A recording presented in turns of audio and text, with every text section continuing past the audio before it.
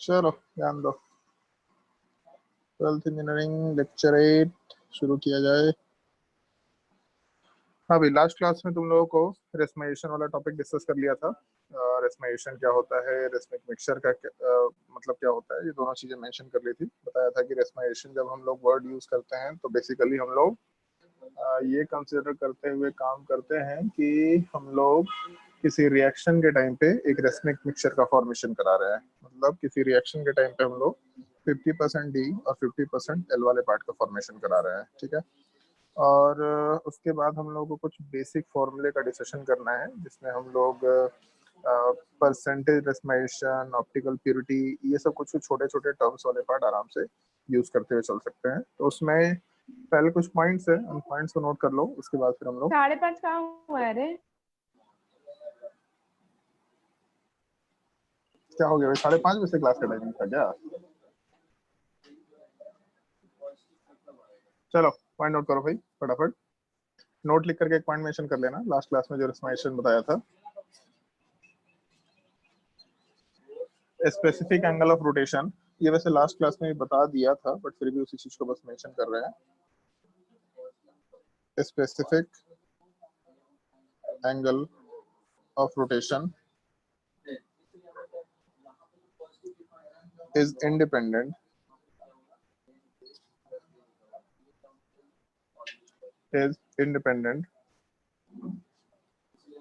oh,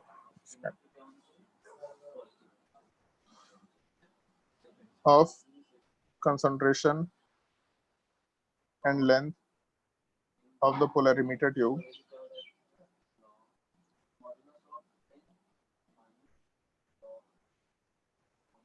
concentration and length of the polarimeter tube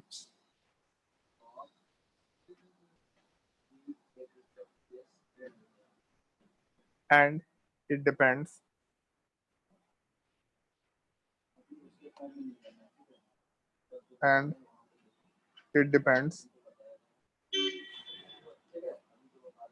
only on the temperature and wavelength, only on the temperature and wavelength of the plane polarized light, of the plane polarized light। थोड़ा simple सा point था जो हम लोग को ध्यान रखना है, बट दूसरा एक और पॉइंट ध्यान रखते हुए काम करना है।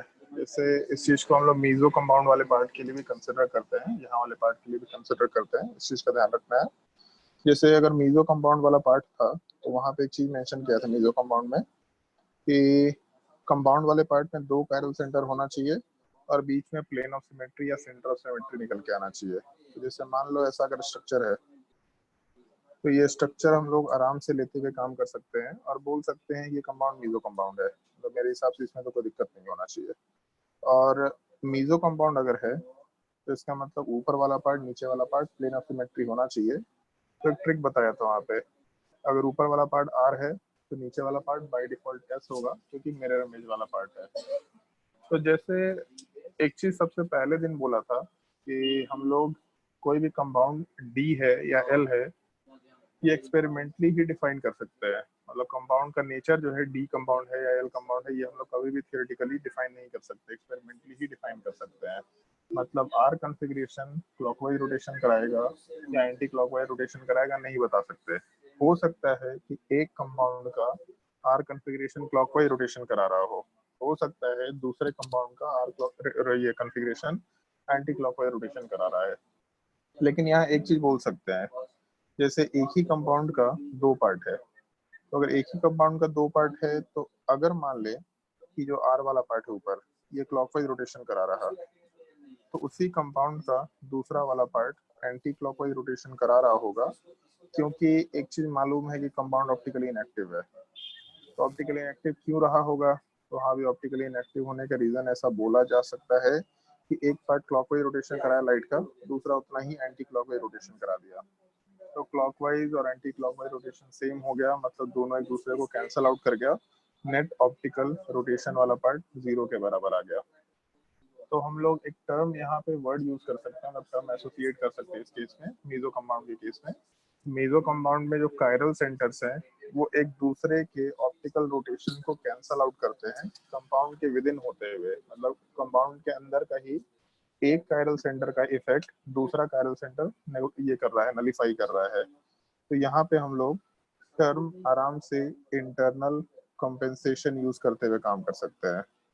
मतलब हम लोग ऐसा बोल सकते हैं कि हम लोगों का जो ये कंपाउंड है उस कंपाउंड वाले पार्ट में इंटरनल कंपेंसेशन एग्जिस्ट कर रहा है। इंटरनल कंपेंसेशन मतलब, कंपेंसेशन का मतलब क्या, कोई नुकसान हुआ तो उसी का भरपाई हो रहा है। तो जितना रोटेशन हुआ क्लॉकवाइज या एंटी क्लॉकवाइज, दूसरा उसी का काउंटर पार्ट फॉलो कर रहा है। तो इस केस में हम लोग टर्म आराम से इंटरनल कंपेंसेशन यूज करते हुए काम कर सकते हैं।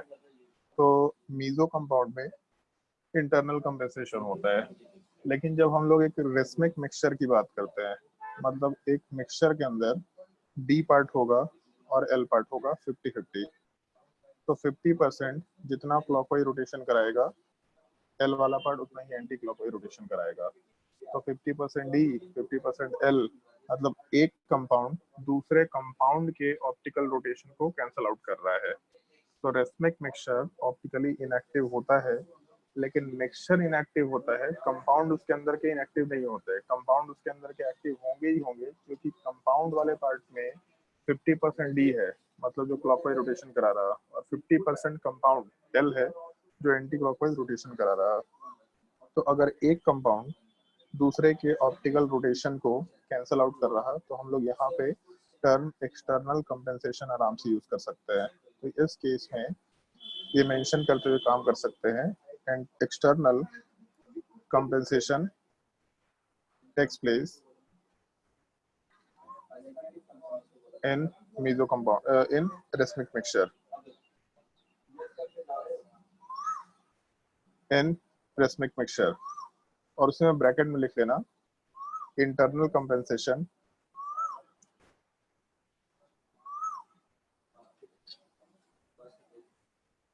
During meso compound.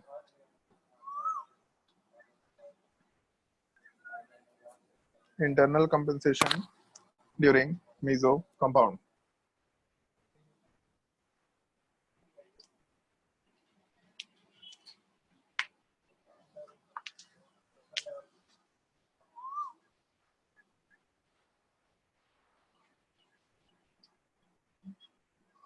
सर हाँ बोलो।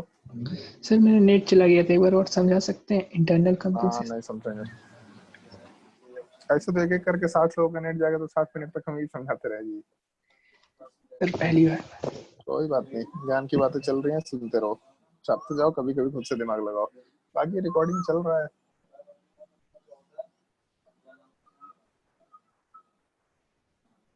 नेट चला गया था कि लेट ज्वाइन किया क्लास?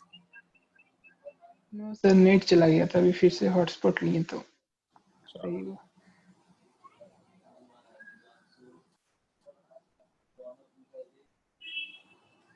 चलो भाई ध्यान दो। जैसे इतने टॉपिक्स के बाद फिर हम लोग एक छोटा सा पार्ट ऑफ डिस्कशन में यूज करेंगे जो फॉर्मूले से ही रिलेटेड होगा बेसिकली। सबसे पहला पार्ट जो हम लोगों को फॉर्मूले में यूज करना है उस चीज को हम लोग परसेंटेज ऑप्टिकल प्योरिटी बोल सकते हैं। और परसेंटेज ऑप्टिकल प्योरिटी का मतलब होता है जो एंगल ऑफ रोटेशन ऑब्जर्व हुआ divided by specific angle of rotation into 100। ये सबसे पहला फॉर्मूला होगा जो अपने को ध्यान रखना है। दूसरा एक और फॉर्मूला है जिसको हम लोग बोलते तो इनैंशोमेरिक एक्सेस है, इनैंशोमेरिक एक्सेस। और इनैंशोमेरिक एक्सेस को ऐसा समझ सकते हैं कि जैसे कंपाउंड डी और एल फॉर्म दोनों में एग्जिस्ट कर रहा, तो एक्सेस का मतलब क्या है, तो और ये भी परसेंटेज के फॉर्म में होगा। तो इस केस में इनैंशोमेरिक एक्सेस का मतलब एक इनैंशोमर दूसरे से कितना ज्यादा है। तो मान लेते हैं डी वाला पार्ट ज्यादा है तो डी माइनस एल दोनों के गैप को दिखाएगा। और हम लोग एक्चुअल में डी माइनस एल से ही मतलब नहीं होता, हम लोग को इस चीज से मतलब होगा कि डी वाला पार्ट ज्यादा है कि एल वाला पार्ट ज्यादा, और बेसिकली दोनों के बीच में गैप क्या निकल के आएगा। तो जैसे डी माइनस एल है या एल माइनस डी, हम लोग मॉड ले सकते हैं तो अपना काम आसानी से हो जाएगा। तो D minus L upon D plus L, और डी प्लस एल में ऐड कर रहे हैं तो मॉड लेने की भी जरूरत नहीं है, इंटू 100 कर सकते हैं। तो एक इनैंशियोमर दूसरे से कितना ज्यादा है, इस चीज को हम लोग अगर टोटल मिक्सचर में परसेंटेज वाइज कैलकुलेट करें तो आराम से इनैंशियोमरिक एक्सेस बोला जा सकता है। जैसे मान लो कि डी वाला पार्ट 80 है और एल वाला पार्ट 20 है, तो इसका मतलब टोटल जो डिफरेंस इन दोनों के बीच में 60 का है। तो टोटल 100% मिक्सचर में एक इनैंशियोमर दूसरे से 60% वाइज ज्यादा है, मतलब 80 और 20 है लेकिन दूसरे के रिलेटिवली 60 एक्स्ट्रा है। तो इस केस में 60 एक्स्ट्रा हो गया डिवाइडेड बाई 100 इंटू 100, मतलब इनैंशियोमरिक एक्सेस आराम से 60 के बराबर कंसिडर करते हुए काम कर सकते हैं। ठीक है, और इसके अलावा फिर तीसरा एक और फॉर्मूला है जो हम लोग को कंसिडर करना होगा। इस चीज को हम लोग परसेंटेज रेशमाइजेशन बोलते हैं, जिसको ध्यान रखना होता है। तीनों आपस में इंटर रिलेटेड टाइप का है, इनफैक्ट ऊपर का दो फॉर्मूला तो सेम ही चीज है, दोनों में कोई डिफरेंस नहीं है। Percentage racemization is equal to 100 minus enantiomeric excess. तो ये तीन फॉर्मूले हैं, इन तीनों फॉर्मूले का थोड़ा ध्यान रखना है, नोट कर लो तीनों फॉर्मूले।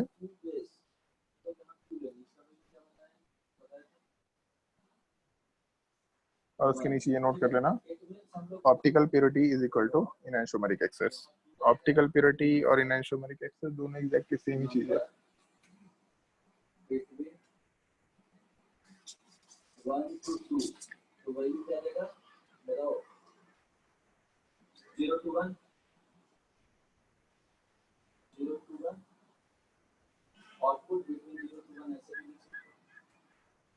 और इसके नीचे क्वेश्चन नोट करना शुरू करो।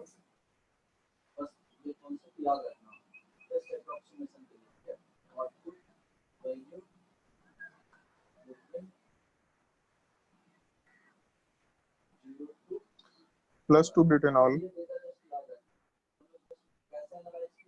has a specific angle of rotation, has a specific angle of rotation of +15 degree, +15 degree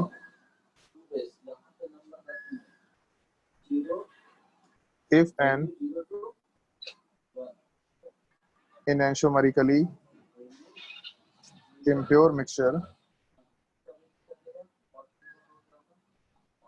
if an enantiomerically impure mixture has optical rotation of -7.5 degree, -7.5 degree, then calculate पहला पार्ट इनैंशियोमरिक एक्सेस, दूसरा part percentage racemization, third part percentage D and L. Try करके देखो।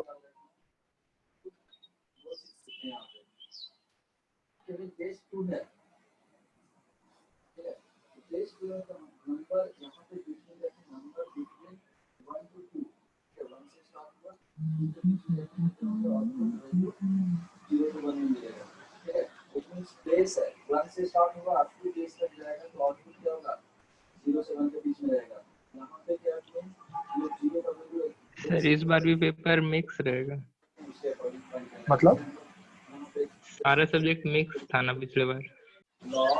सारा subject हाँ sir, mix मजा था। आता है। हाँ सब्जेक्ट वाइज नहीं था। क्या बात कर रहा है, कोई गड़बड़ हो गया। अच्छा, इसीलिए लास्ट टाइम में मैथ्स का एक क्वेश्चन एक्स्ट्रा दिखा रहा था यार, कुछ गड़बड़ हो गया था लास्ट टाइम सेक्शन क्रिएट करते वक्त। सेक्शन क्रिएट किए तो थे लेकिन सेक्शन डिलीट हो गया था और मैथ्स का एक सेक्शन अलग से रह गया था, इसलिए क्वेश्चन मिक्सअप था। ना क्वेश्चन मिक्सअप नहीं रहेगा, चैप्टर वाइज मतलब सब्जेक्ट वाइज रहेगा भाई। वैसे जिंदगी आसान हो गया होगा, जिसका मैथ्स खराब है मैथ्स से क्वेश्चन धड़ाधड़ छोड़ते जा रहा होगा एक लाइन से।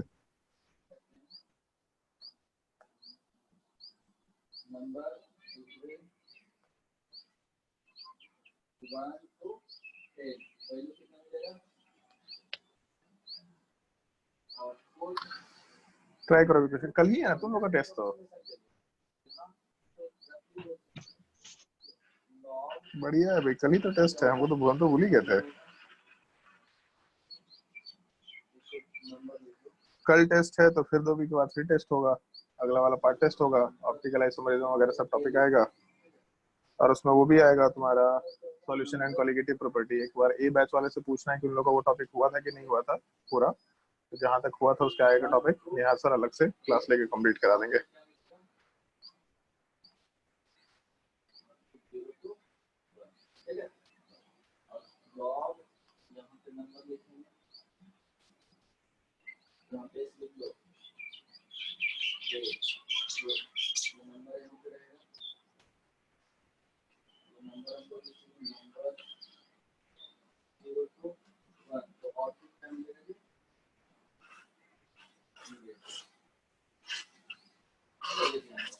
ट्राई करो भाई जल्दी।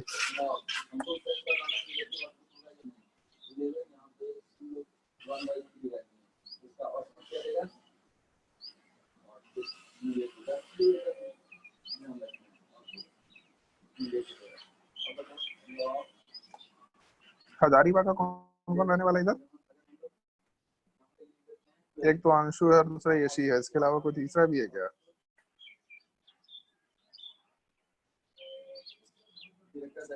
हाँ भाई कोई है अंशु और यशी के अलावा कोई थर्ड पर्सन हजारीबाग का?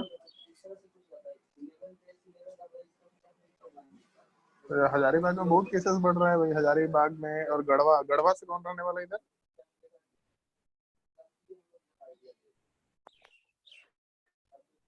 भास्कर सर। भास्कर, हजारीबाग और गढ़वा में बहुत केसेस बढ़ रहे हैं भाई। आना मत भाई। मैं देखो साहिल पांडे को आना मत भाई, बस ऐसा ही दुनिया रह गया है, ऐसे सब सेल्फिश दुनिया है। आना मत भाई, बीमार हुआ तुम अलग रहो, हम नहीं जानते।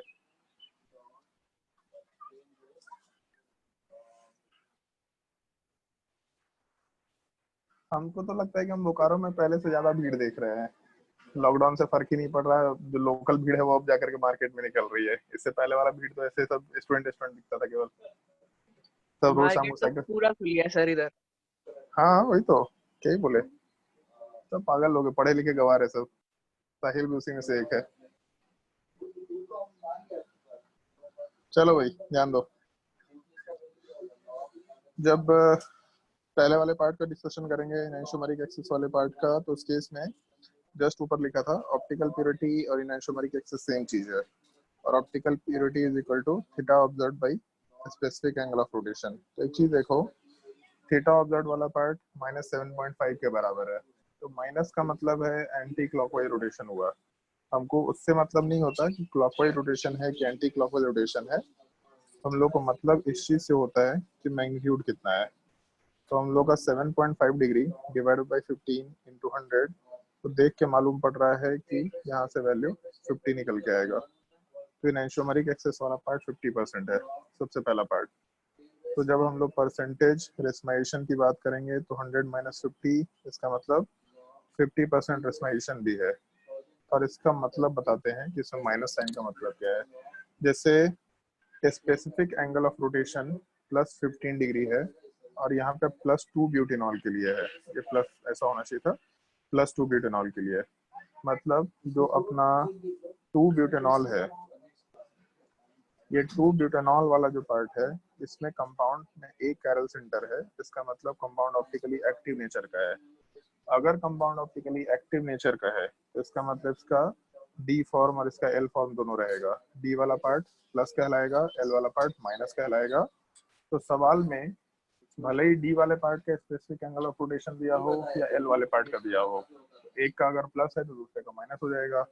तो सवाल में डी वाले पार्ट का एंगल ऑफ रोटेशन +0.5 के सॉरी +15 डिग्री के बराबर दे रखा, और जो माइनस होता -2 ब्यूटेनॉल, उसका एंगल ऑफ रोटेशन -15 के बराबर होता।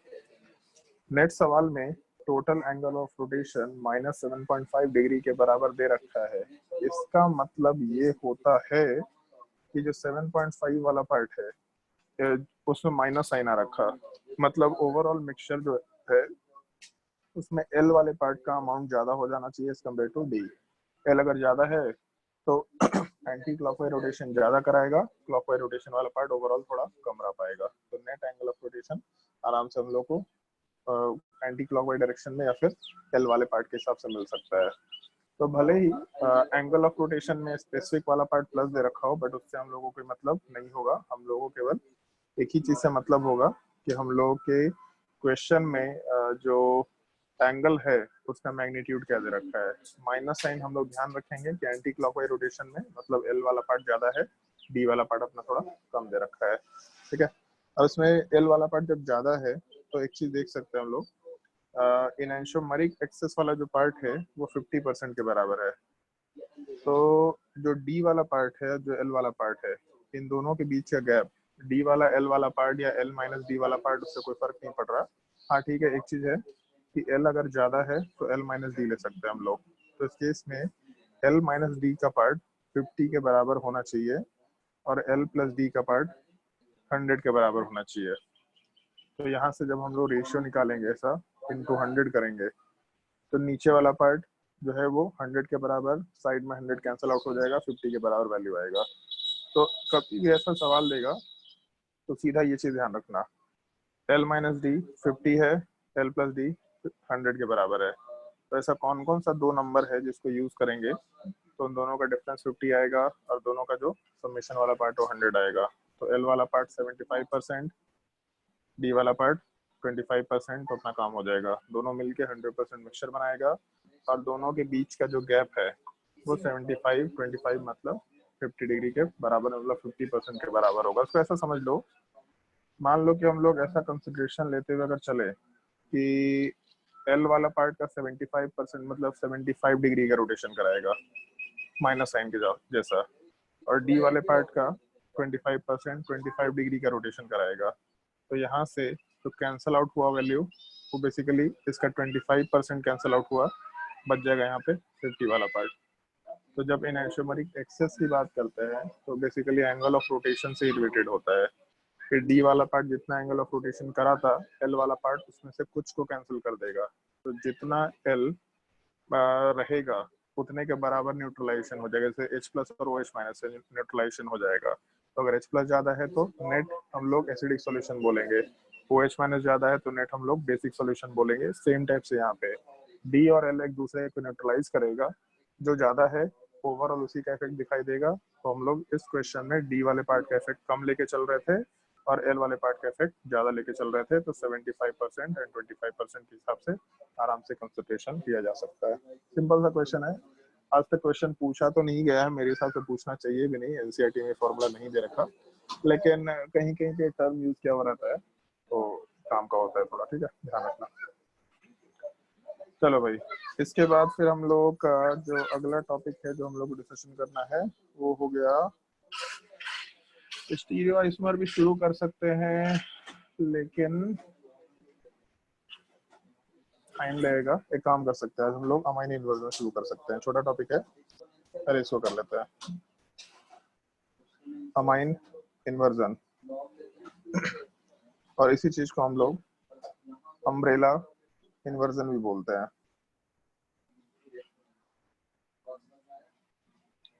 जैसे अमाइन इन्वर्जन तो टॉपिक थोड़ा यूनिक दिख रहा होगा, बट अम्ब्रेला इन्वर्जन थोड़ा रिलेटेबल दिख रहा है।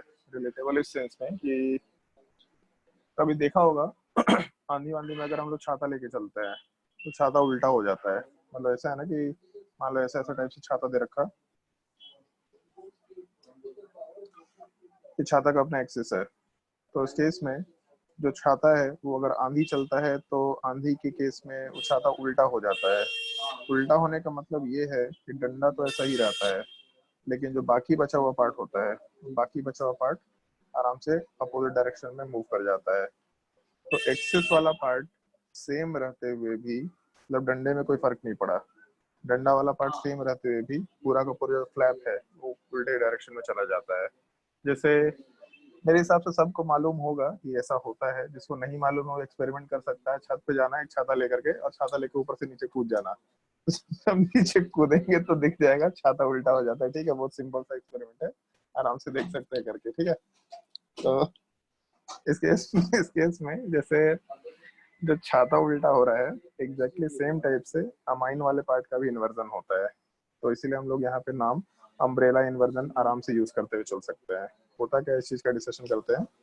जैसे नाइट्रोजन में मान लो लोन पेयर वाला पार्ट है, तो अगर लोन पेयर के अलावा यहाँ पे 3 ग्रुप्स होंगे, तो इस केस में जो ये 3 ग्रुप्स है, ये सारे के सारे पार्ट तो एक ट्रायगोनल पिरामिडल स्ट्रक्चर के फॉर्म में एग्जिस्ट कर रहे होंगे, और नाइट्रोजन का लोन पेयर एक एक्सिस के फॉर्म में बिल्कुल इस नीचे वाले ट्रायंगल के बिल्कुल सेंटर वाले पार्ट से क्रॉस कर रहा होगा। ऐसा हम लोग बोलते हुए काम कर सकते हैं। तो जैसे अपना जो पिरामिड होता है, मान लो ये पिरामिडल शेप में ट्रायंगुलर पिरामिडल शेप है, तो नाइट्रोजन बीच में है और बाकी तीनों एक ट्रायंगल के फॉर्म में चल रहा है। तो इसी नाइट्रोजन पे हम लोग का एक लोन पेयर वाला पार्ट भी है। तो इसी पॉइंट के अलोंग अगर हम लोग एक्सिस कंसिडर करें, मान लो मतलब कॉपी में ऐसा ट्रायंगल बनाया, तो उसके सेंटर से सेंट्रॉइड से गुजरता हुआ एक एक्सिस कंसिडर करें, तो एग्जैक्टली सेम टाइप का कंसिडरेशन हम लोग इस अमाइन में आएगा। तो नॉर्मली ये अमाइन वाला पार्ट अपने आप को फ्लिप करते रहता है, और फ्लिप करने का मतलब है जो लोन पेयर ऊपर है, वो लोन पेयर एग्जैक्टली सीधा यहाँ से नीचे चला जाएगा, सीधा इसी एक्सिस को लॉन्ग नीचे चला जाएगा। जब ये नीचे जाएगा तो बाकी तीनों ग्रुप्स को ऊपर आना पड़ेगा। ऊपर आने का मतलब जो हाइड्रोजन नॉर्मल लाइन पे लेफ्ट साइड में था, वो नॉर्मल लाइन पे ही रहेगा, बस लेफ्ट साइड में नीचे का जगह पे ऊपर चला जाएगा। दूसरा, जो लाइन हम लोग का सॉलिड वाले पार्ट का था, वो लेफ्ट साइड में नीचे ज्यादा दिख रहा है सॉलिड वाला पार्ट, तो रहेगा तो सॉलिड पे ही, मतलब प्लेन में बाहर निकलता हुआ, लेकिन लेफ्ट साइड में बाहर निकलता हुआ और प्लेन में ऊपर जाता हुआ दिखाई देगा। और जो चीज डैश लाइन पे जा रहा था, वो चीज अभी भी डैश लाइन पे जाएगा, और डैश लाइन पे हम लोग की तरफ राइट साइड में ही पहले नीचे जा रहा था, अभी ऊपर के डायरेक्शन में ज्यादा दिखाई देगा। मतलब जो नाइट्रोजन वाला पार्ट है, वो नाइट्रोजन वाला पार्ट हम लोग ऐसा लग रहा है कि उल्टा कर दिए। उल्टा करने का मतलब पूरे कंपाउंड कैसे घुमा दिए, हम लोग घुमाए नहीं है, इस चीज का ध्यान रखना। अगर घुमाए होते तो जो R2 वाला पार्ट राइट साइड में है, ये घूम करके लेफ्ट साइड में चला जाता, और बाकी दोनों ग्रुप राइट साइड में जाते हैं। घूमा नहीं है। जो लोन पेयर का एक्सिस है, उसमें छाता के जैसे जस्ट उल्टा हो गया है। मतलब मान लो कि छाता होता अगर, और छाता में केवल हम लोग के पास 3 डंडी दे रखा, तो इस केस में ये तीनों डंडी जो नीचे है, अगर हम लोग छाता को उल्टा कर देते तो तीनों डंडी एग्जैक्टली उसी डायरेक्शन में ऊपर की तरफ मूव कर गया होता। इस चीज को हम लोग अम्ब्रेला फ्लिपिंग या फिर अमाइन इन्वर्जन आराम से बोल सकते हैं। नॉर्मली होता क्या है, जैसे एक चीज देखोगे ढंग से कि अगर हम लोग इस कंपाउंड वाले पार्ट को कंसिडर करके चले, तो इसमें पहला वाला जो कंपाउंड दे रखा और जो दूसरा वाला कंपाउंड दे रखा, इसमें ये सेकंड वाले पार्ट को अगर उठा के हम लोग पहले वाले के नीचे रख दें, ऐसा रख सकते हैं हम लोग। नाइट्रोजन के ऊपर लोन पेयर, उसके अलावा राइट साइड वाले पार्ट में R2 ग्रुप दिख रखा, नॉर्मल लाइन पे H दिख रखा, और उसके अलावा R1 जो ग्रुप है, ये सॉलिड वाले पार्ट पे ज्यादा दिख रखा। तो अगर हम लोग फर्स्ट पार्ट को और सेकंड पार्ट को ऊपर नीचे करके देखें, तो एक चीज दिख रहा होगा सबको कि अगर हम लोग पहले कंपाउंड और दूसरे कंपाउंड के बीच में एक मिरर रख दें, तो दोनों के दोनों एक दूसरे का मिरर इमेज निकल के आ जाएगा। और एक और भी चीज देख सकते हैं, पहले वाले पार्ट में नाइट्रोजन के ऊपर एक कैरल सेंटर है, क्योंकि नाइट्रोजन का sp3 हाइब्रिडाइजेशन है, चारों ग्रुप सेम दे रखा। तो नाइट्रोजन के ऊपर एक कैरल सेंटर, मतलब नीचे में भी रहेगा। कंपाउंड में अगर एक कैरल सेंटर है तो ऑलवेज ऑप्टिकली एक्टिव होगा, और अगर ऑप्टिकली एक्टिव कंपाउंड है और मिरर इमेज है, इसका मतलब हम लोग आराम से इनैंशियोमर यूज करते हुए चल सकते हैं। मतलब कंपाउंड वाले पार्ट में हम लोग के पास इनैंशियोमर एग्जिस्ट कर रहा है, हम लोग ऐसा बोल सकते हैं। तो एक चीज देख सकते हैं या फिर कमेंट कर सकते हैं, कंक्लूजन निकाल सकते हैं कि अगर नाइट्रोजन वाले पार्ट में, मतलब जो अमाइन वाला पार्ट है, अगर उसमें फ्लिपिंग हुआ, तो फ्लिपिंग होने से एक कंपाउंड का इनैंशियोमर का फॉर्मेशन हो रहा है। तो नॉर्मली होता क्या है कि फ्लिपिंग इतना रैपिड होता है, मतलब 1 सेकेंड में बहुत सारे लाखों टाइम्स फ्लिपिंग होता है, डिपेंड करता है ग्रुप के ऊपर। हजारों टाइम्स फ्लिपिंग होगा, 10,000 टाइम्स फ्लिपिंग होगा, इस टाइप से फ्लिपिंग चल रहा होता है। तो 1 सेकेंड में इतना रैपिड फ्लिपिंग चल रहा होता है कि हम लोग चाहे पहला वाला पार्ट लेके चले, चाहे दूसरा वाला पार्ट लेके चले, दोनों में से कुछ भी लेके चलेंगे, दोनों पार्ट एक दूसरे में इंटर कन्वर्ट होते होते होते पूरे के पूरे कंपाउंड में 50% पहला पार्ट 50% दूसरा पार्ट ही बना दिया करता है हमेशा। मतलब हम लोग पहला लेंगे तो भी हम लोग को कुछ टाइम के बाद 50% पहला 50% दूसरा मिलेगा। अगर दूसरा लेंगे तो भी कुछ टाइम के बाद हम लोग को 50% पहला 50% दूसरा मिलेगा। मतलब हम लोग कंपाउंड 1 लेके चले या कंपाउंड 2 लेके चले, दोनों आपस में इंटर कन्वर्टिबल होने की वजह से और काफी रैपिड इन्वर्जन होने की वजह से हमेशा 50-50 रेशियो में एग्जिस्ट करेगा। तो पहला पार्ट इन आइसोमर का मान लेते हैं डी है, दूसरा पार्ट एल है, पहला वाला पार्ट 50% एग्जिस्ट करेगा, दूसरा वाला पार्ट भी 50% एग्जिस्ट करेगा। तो 50% डी प्लस 50% एल, इसका मतलब एक रेसनिक मिक्सचर का फॉर्मेशन कराएगा। ऐसा हम लोग आराम से कंसिडर करते हुए काम कर सकते हैं। तो इस केस को हम लोग बिल्कुल यूनिकली अलग से ही ध्यान रखते हैं।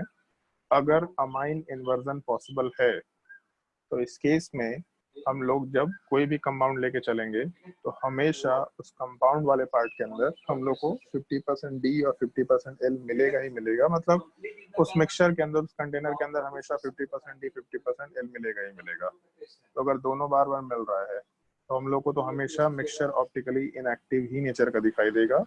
तो भले ही एक कैरल सेंटर है, कंपाउंड ऑप्टिकली एक्टिव होना चाहिए, फिर भी हम लोग कंपाउंड को ऑप्टिकली इनएक्टिव ही मेंशन करेंगे। इस एक चीज का थोड़ा ध्यान रखते हुए काम करना। तो पहले तो ये डायग्राम मेंशन कर लो। तो अमाइन इन्वर्जन वाले पार्ट में डायग्राम दे रखा हो, डायग्राम नोट कर लो।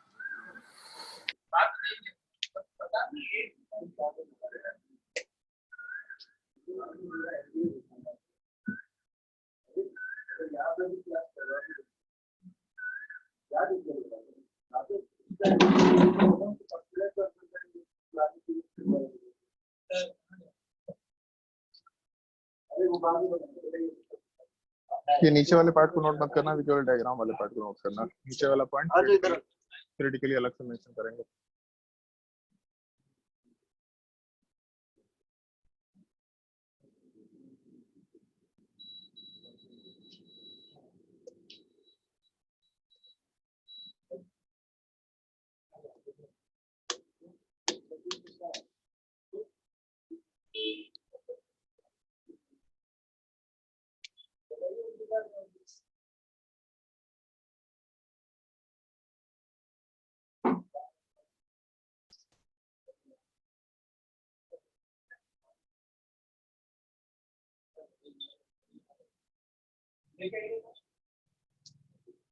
पॉइंट नोट कर लेना। Due to amine inversion, due to amine inversion,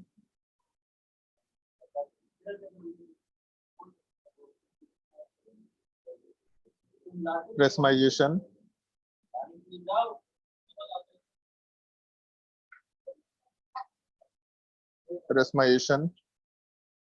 takes place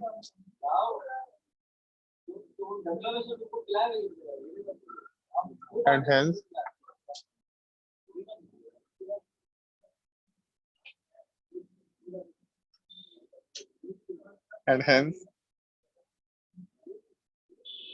the optical rotation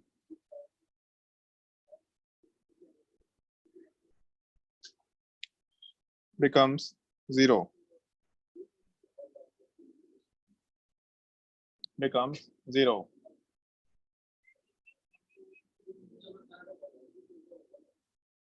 Therefore,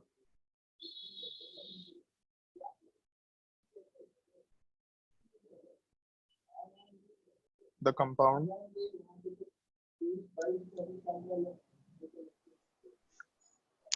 is considered to be optically inactive.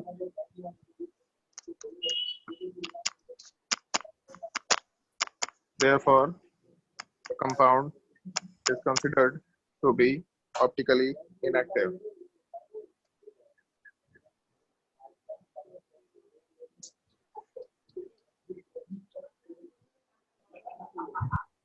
और इसके नीचे एक पॉइंट स्टार मार्क कर देना.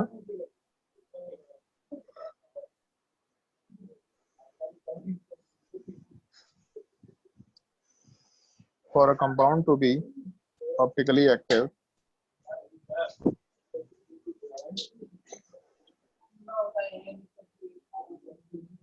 it must be resolvable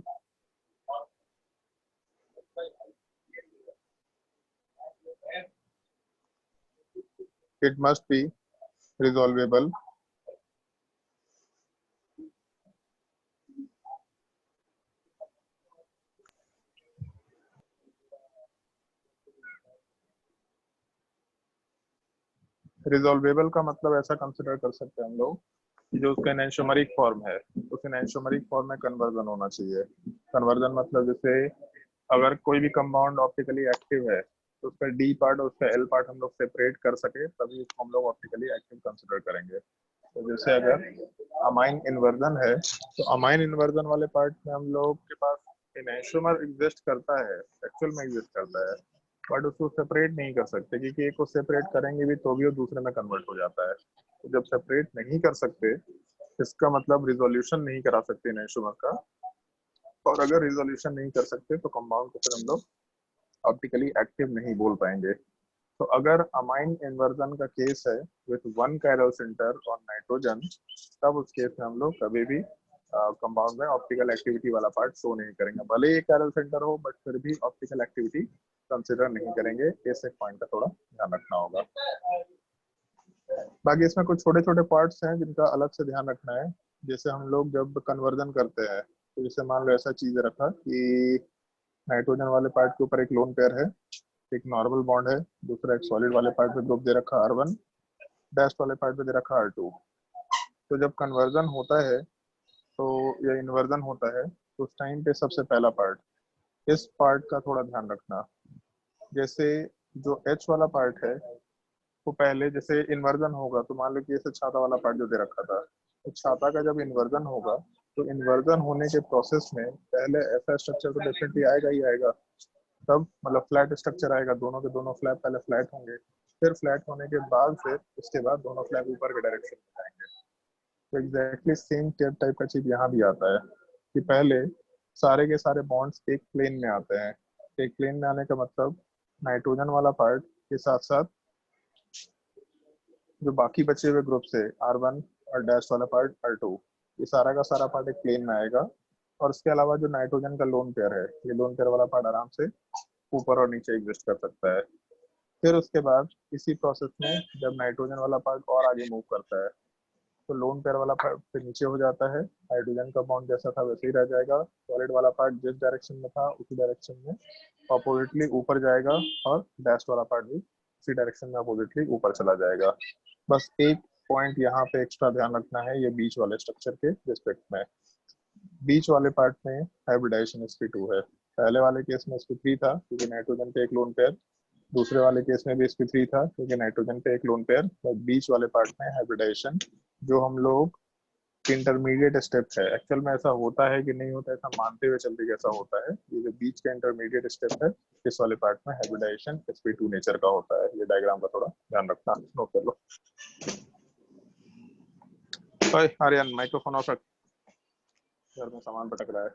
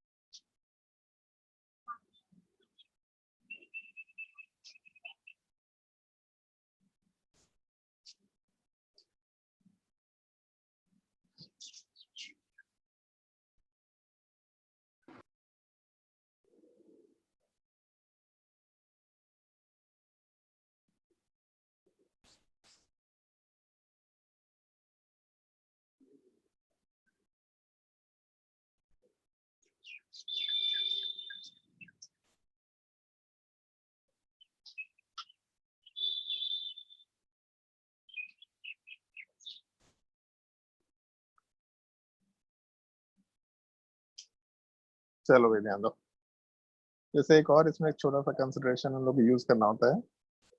मान लो छाता दे रखा था, तो फ्लिपिंग तो हो सकता है, कोई दिक्कत नहीं है।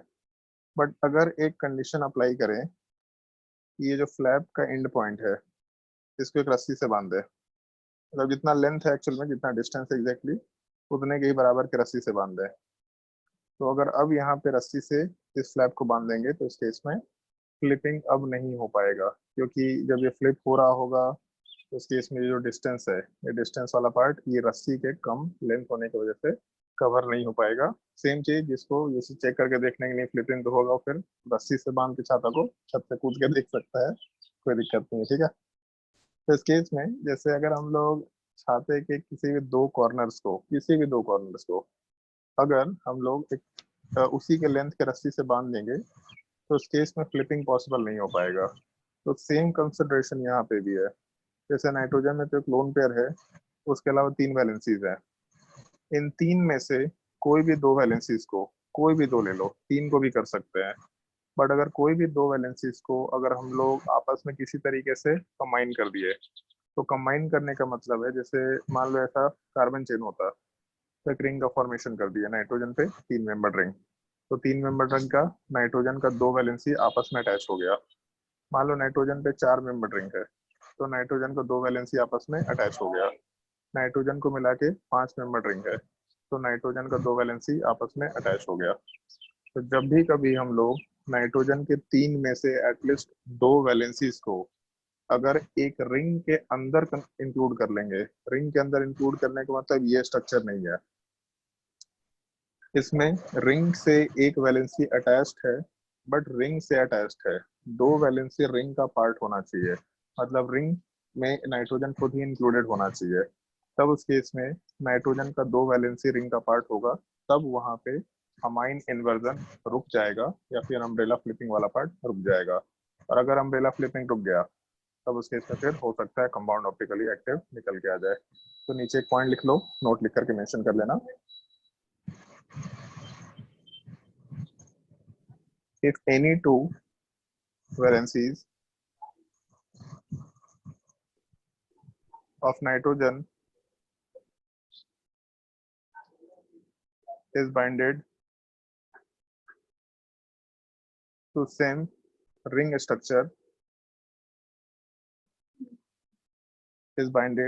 to same ring structure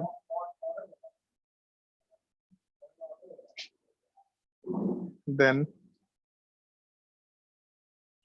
amine inversion will not take place.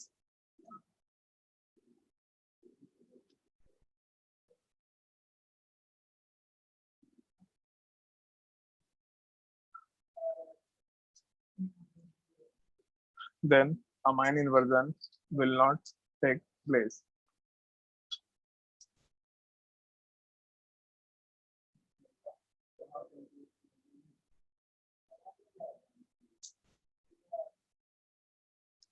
चलो इतना पॉइंट नोट कर लो, आज के लिए इतना ही क्लास है, थोड़ा इसका क्लास एक्सटेंड हो गया था। इसके बाद अमाइन इन्वर्जन से रिलेटेड 5-6 हम लोग क्वेश्चन डिस्कस करेंगे, और उसके बाद फिर नंबर ऑफ स्टीरियोइसमर्स वाला पार्ट अप्रोक्सीमेटली मान के चलो 2 लेक्चर का टॉपिक होगा। और उसके बाद फिर हम लोग 2 छोटे छोटे टॉपिक्स और हैं जिसको डिस्कस करने हैं। एक हम लोग टर्म यूज करते हैं एक्सिस ऑफ सिमेट्री, और उसके अलावा एक टॉपिक और होता है capital D isomerism, capital L isomerism. Small D small L अलग पार्ट होता है, कैपिटल डी और कैपिटल एल नोमेनक्लेचर भी हम लोग आराम से यूज कर सकते हैं, जो कि हम लोग बायोमोलिक्यूल्स पॉलीमर वाले पार्ट में भी डिस्कस किया करेंगे। तो इस चीज को हम लोग अप्रोक्सीमेटली 3 लेक्चर में आराम से कंप्लीट कर लेंगे। आज तक जो पढ़ाया तुम लोगों को ये कल तक के तुम्हारे टेस्ट में मोस्ट प्रोबेबली आना चाहिए। एक बार हम भी पेपर आराम से देख लेंगे शाम में। ठीक है, चलो नेक्स्ट क्लास में कंटिन्यू करते हैं। सर वीडियो डाल दीजिए थोड़ा सा हाँ ठीक डिस्कनेक्ट ठीक, हो गया। ओके।